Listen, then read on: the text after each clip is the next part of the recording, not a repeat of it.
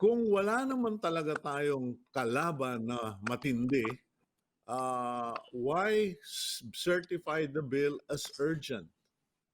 There are two reasons for that. The primary reason would be um, we have to to to correctly look at the security problem of our nation. While the forces are small, we don't have enough legislation or legal backing to stop these forces. I mean, yeah, maliit na lang sila or kumukonti na lang sila, but at the same time, nandyan pa rin sila.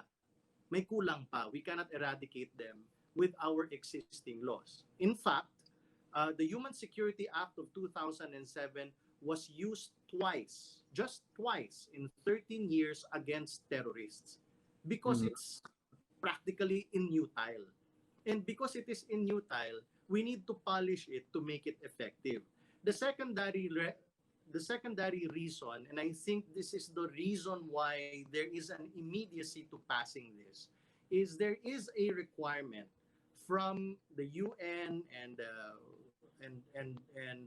International Monetary Fund that we need to pass certain provisions in this bill within the next few weeks, or we risk being gray listed.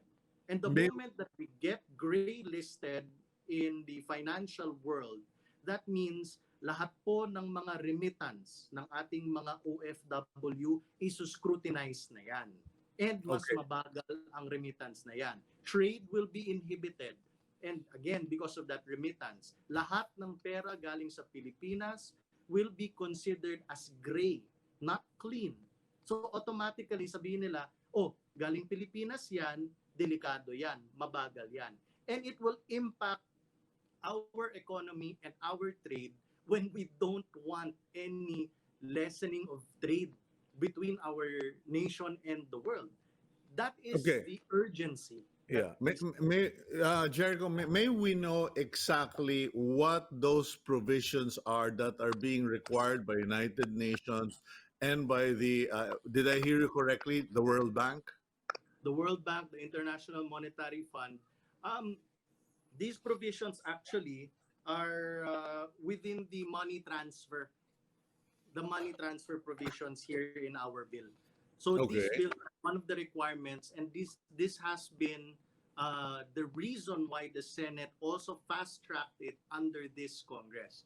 Dito sa House, we accepted those provisions. In fact, there is no debate under those provisions. The biggest problem that we have in the debate is whether the definitions are too broad or too narrow, or Yeah, how to but balance these what provisions. in particular are the provisions required by the financial institutions and the United Nations regarding Well, the money transfer? one of them is the foreign terrorist funding. Our Mhm. original, our existing law, the Human Security Act of 2007, does not have any provision against foreign terrorist funding. So you can imagine a foreign terrorist operating within our country, which happens, by the way, and Mhm. funding other terrorists in the region or even in other continents. That's one of the basic provisions na kailangan. Our Mhm. Human Security Act of 2007 does not even consider what a foreign terrorist is. It does not even consider terrorism that is conducted within the Philippines, but the target is outside of the Philippines. And Mhm. these kinds of things are the ones that the world wants to stop. And that is exactly one of the main provisions why the executive and the legislative want to fast track this, if I could use that term.